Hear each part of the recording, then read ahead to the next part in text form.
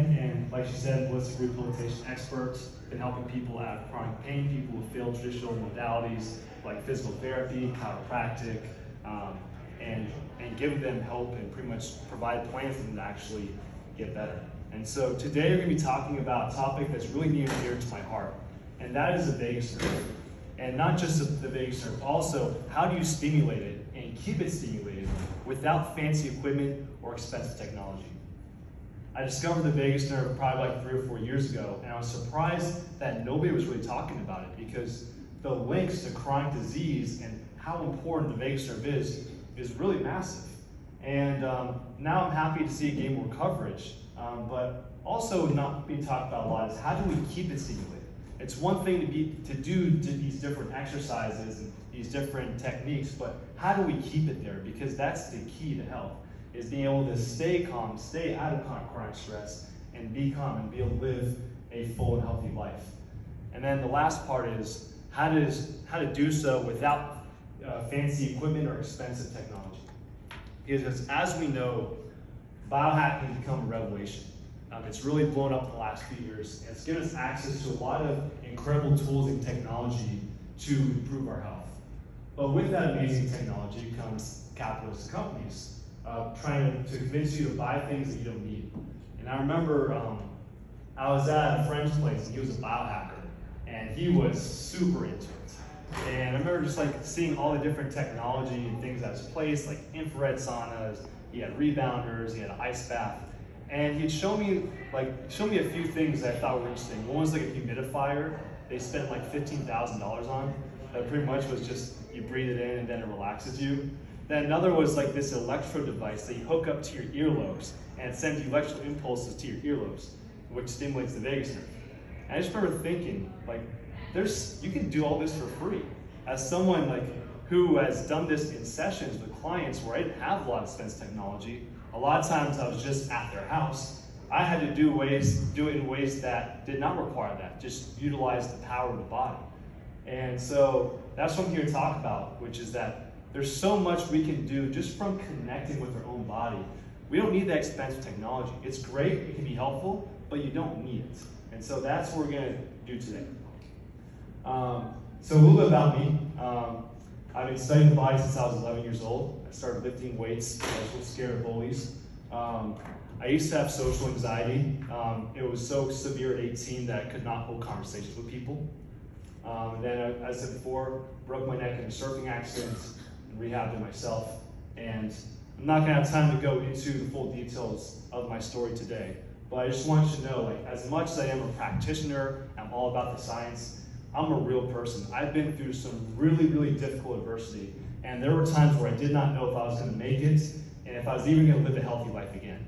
And the way that I got through that was, one, through a ton of determination and refusal to accept my circumstances, but also through really committing on my knowledge of the body, going deeper with it, and executing these techniques to the nth detail with everything imaginable so I could get myself out of pain, get myself healthy again.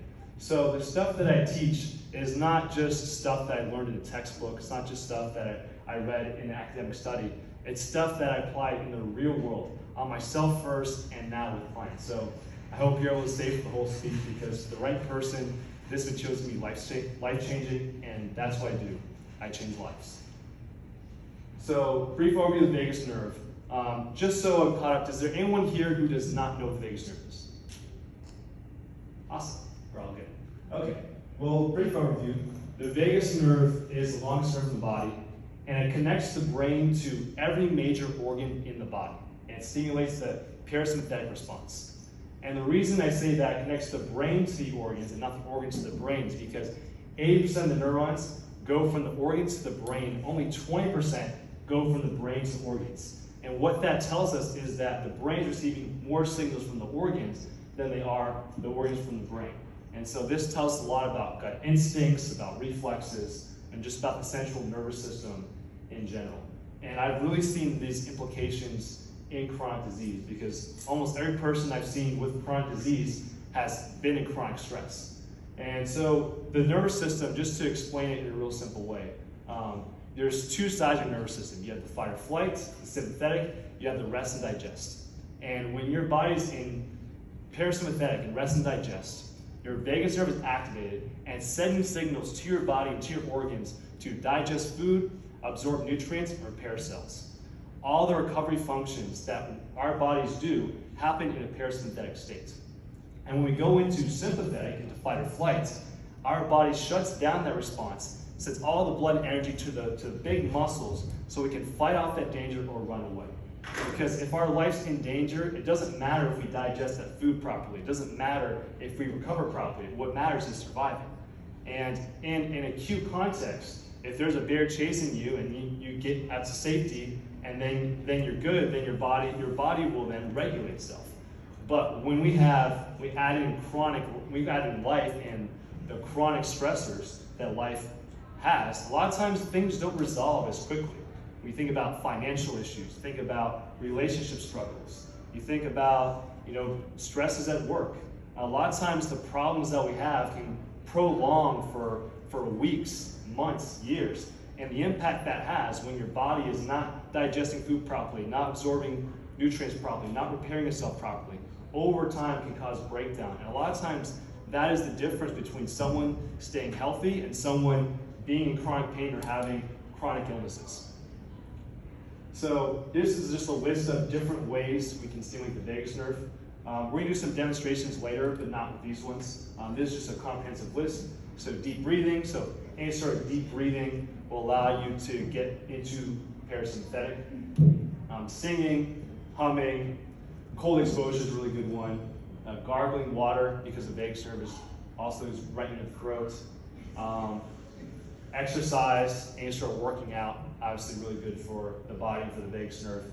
Connection, because the vagus nerve is really think about it, the safety nerve. And when you are feeling safe, then your vagus nerve is going to be activated and all your recovery functions will be activated. So the safer you are and the safer you feel on a day-to-day basis, the better your vagus nerve will be activated, the healthier you will be. So and that's the same with hugging, and meditation is another good one. Okay. So now we're going to go over some different vagus nerve stimulation points on the body, and we're going to be doing some demos in a second. So the ears, the neck, the cervicolavicular joint, the nipples. We won't do that one, but I do have a funny story. Stomach, the eyes. All right, so we're going to do some techniques. So I want everyone to stand up.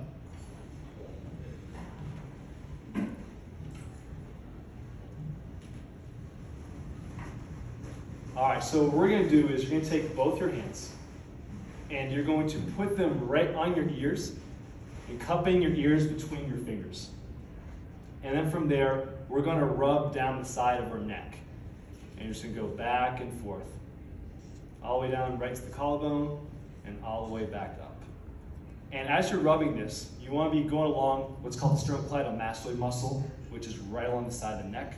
And right here, there's two really important nerves. One is the vagus nerve, which is right on the skin, and also the phrenic nerve. This is the nerve that innervates your diaphragm and signals for it to contract. So just by rubbing that area, just like a minute or so, is actually really, really powerful. And you'll notice that as you do that, you'll start to relax a little bit more. You'll start to feel yourself breathing deeper. And it's amazing when people who are stressed out, this is something you can do at work, you can do this at the office, you can do this in public and no one's gonna bat an eye. And so it's really simple and really applicable. Can people feel that? Seems the head nods, good. Okay, another really interesting one, a really good one, we can start following the vagus nerve down. And so we can go right below our collarbone, right near our sternum, and we can kind of find just kind of take your fingers and just pinch right there, so around the bones, just right in that tissue, and just sit right there and take some deep breaths,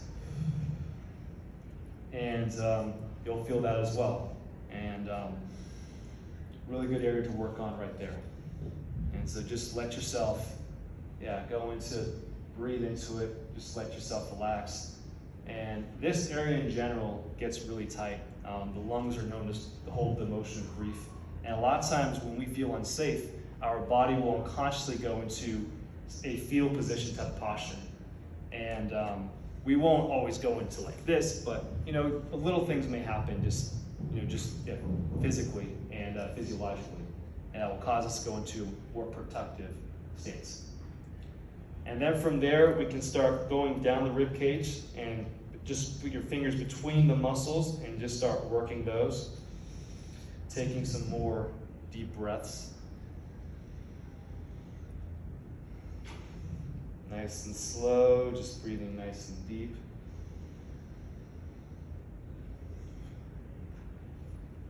And just take note of how that feels. It's good to reconnect with our bodies. A lot of life forces us to be outside our bodies, to be focused on things, focused on doing things. So it's nice to get back into it, connect with it, and to be. Yeah, so we're welcome to keep doing that. And so next we're going to talk about is the nipples. So funny story, is anyone here a UFC fan? Does anyone here like mixed martial arts? Awesome.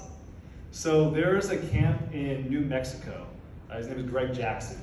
And he had a bunch of fighters that had a very interesting pre-fight ritual.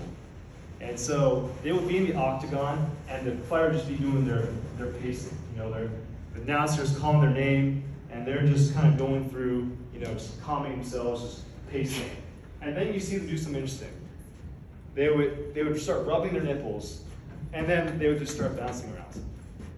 And after a few times, fans caught on. Like, what the hell are these fighters doing? Like, did he just rub his nipples? And so eventually on a podcast, they got one of those fighters on, and they asked him. And he said basically, he didn't really know how to explain it, but he said that basically it was a way to kind of calm your nerves before a fight. And that helped distract him and allowed him to kind of just sink in and get into better focus. And so unknowingly, they're stimulating their vagus nerve, getting themselves calm before a fight, because the more relaxed you are in there, the more you're able to see things, the better your reflexes are going to be, and the better you're going to be able to respond in those situations. All right, so next one is the stomach. There's a lot of interesting things you can do with the stomach, because when you think about all the major organs, the stomach, the intestines, the kidneys, almost everything's in this core area. And so you can start just pushing around, and you'll start to notice that there's some areas that are tender. I find a really big one that's right beside the belly button, about a half inch to the left to the right. If you just kind of push your fingers in, and if it feels really firm, that means there's something to open up there. And this is because when we deep breathe, our organs are supposed to move. And when we become stressed out, we become stiff, and our diaphragm doesn't move as well, our organs actually become stuck. And then they can become inflamed. So that can have a real impact on digestion. So we can just put your fingers inside your belly button and just push in and start taking some deep breaths.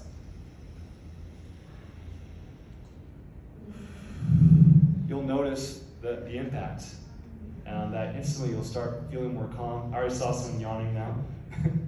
That's a sign that their nervous system is getting down to parasympathetic. So there's some good stuff there. Yeah, just keep breathing and feeling it. Good. Take a few more breaths.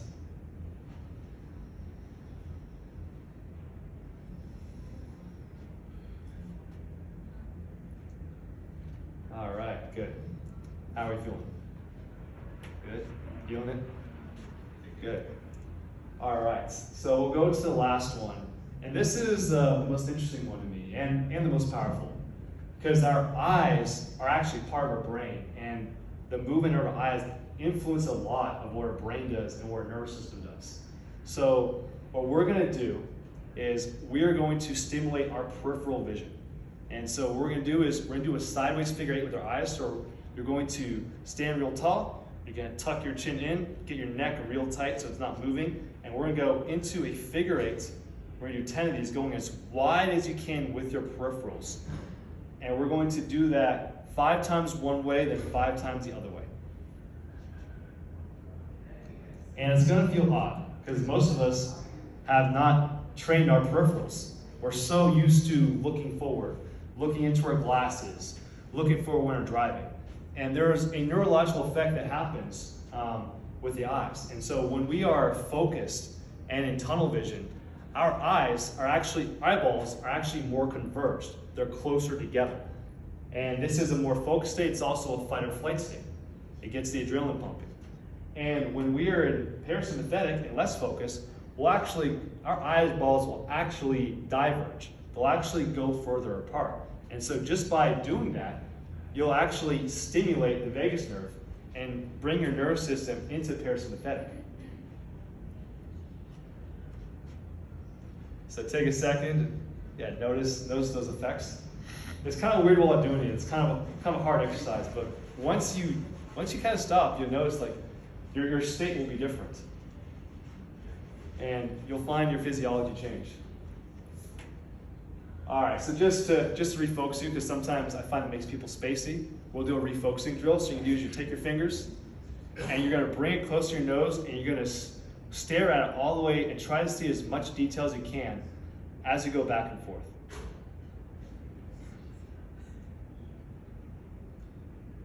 Good, and just do that 10 times.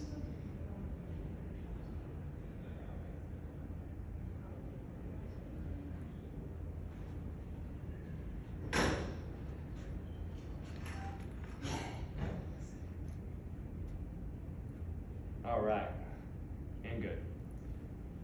And so I also find this is useful for getting into a flow state. First, I'll do the divergence drill with the figure eights, and then I'll go into a focusing drill. Because if you think about what a flow state is, it's relaxation and focus. So if you can stimulate both effects and you stimulate the physiology of a flow state, it'll make it much easier to get into one. Okay, now that we've stimulated our vagus nerve, how do we keep our vagus nerve stimulated? So there's a few different ways. First one's the most obvious, daily practice. Doing it on a daily basis, because we don't realize how much stress compounds in our life until we start releasing it. And so I have a routine that pretty much every day I try to get myself to zero. Well, I'll do some sort of breathing work, I'll do some sort of vagus nerve stuff, and try to get myself down to zero. And when I do that, it's really helpful, because one, I'm relaxed, I kind of can wash off the day, so to speak, and I get my body into a relaxed state, which is going to help me sleep better and recover better. But also, it also helps me with the second one, which is self-awareness. Is that once you get yourself into a calm state, you start to realize how different things affect you. It's harder to do when you're stressed out, because when you're stressed out, sometimes you're just more easily agitated in general. So every little thing sometimes can agitate you. But once you get yourself into a relaxed state, you can start to see what things take me out of that. Oh, that thing that someone said, wow, that actually bothered me. That actually spiked me up a bit. And so once you see that, you can start to work on it. And that's where the third one comes in, which is doing some level of trauma work or subconscious reprogramming. And so doing some sort of inner work, exploring the emotions, seeing why things affect you. Because a lot of things in life is just perception. It's not reality, perception. How we perceive things determines how we react. And in neurology, there's a simple way they explain how the brain works, which is input, interpretation, output. Information goes in, input, like me talking to you. You interpret that information, and then you respond with emotional behavior. So if you can work on your ways of how you perceive the world and how you perceive people, you can start to reach a state where those things no longer bother you, and you're able to keep your calm for much longer. And I always like to ask people, like, what's the difference between a trigger versus a healthy fear response? And the way to define it is, a healthy fear response happens when there's danger in front of you. Say there's a wild bear chasing you. A trigger happens when you experience a fight or flight response, fear response, where there's no actual danger. When it's something someone says to you, like, that's not dangerous. There's no threat, but we may perceive it that way. And so if we find ourselves having threat responses where there's no actual danger, then that's something that we can start to look at and start working on. And then the last one, now that we have some tools for working through stress, how do we transcend that? How do we reach a point where we become unshakable, where our vagus nerve stays pretty stimulated no matter what happens? And the answer is, start adding controlled stressors into your life. And I really think that the first steps are crucial, because if you're stressed out and just add more stressors, then you're just adding stress on already existing stress. But if you can get yourself into a calm state first and you know how to get yourself relaxed, then this is the next step. It's like strength training for your vagus nerve. And so examples of that, cold exposure is obviously a really big one, because when you get into that freezing cold, your body goes into a fight or flight, and you have to breathe through it and regulate your body and tell it that, hey, everything's okay, and get it back into a relaxed state. And so strength training, endurance isometrics. Example of endurance isometric is like a ski squat, which is like where you're against the wall and just squatting, just holding that. We used to do that in like a wrestling practice back in the day, and man, it starts burning. And in order to go for longer, you have to start breathing and keeping yourself calm, because that will bring more oxygen to your body, which will help the body dispel the lactic acid, and then will help keep your body, keep oxygen to your muscles, and keep your endurance. And then the last one, and this is my favorite one, is martial arts. And the reason is because martial arts is the only activity that teaches you literally the skill of how to deal with danger. It literally teaches you strategies and tactics for when danger happens. How do you deal with that? What are some strategies you can use? And so for the past year and a half, I've had people try to punch me, kick me, take me down and choke me. And after having been in those situations, it makes the rest of life so much easier. And there's a security in knowing that when you've been in those situations, that it just brings relaxation, that you feel like you can handle anything. And I've noticed that just conflict in general has become significantly easier for me. Where before it might bring me to like 8 out of 10, like on a stress response, where now it might be like maybe like a 2 or 3. And it's because that security in knowing that I can protect myself leads me to feeling more safe, which then activates my vagus nerve and then leads me to be more relaxed. So yeah, those are some things that I think are really powerful, that are definitely worth training once you get to that point. And so that is my speech on the vagus nerve. Hope that was helpful, hope that was insightful. If you want to find me, the best way is on my Instagram, Dan_ReedPrime. And yeah, if you have any questions, I'm going to be outside because the next speaker is coming up. So they want us to go outside so the speakers don't crowd up the room for the next person coming on. So yeah, so hope you enjoy, and that is how you stimulate the vagus nerve and keep stimulated without fancy equipment or expensive technology.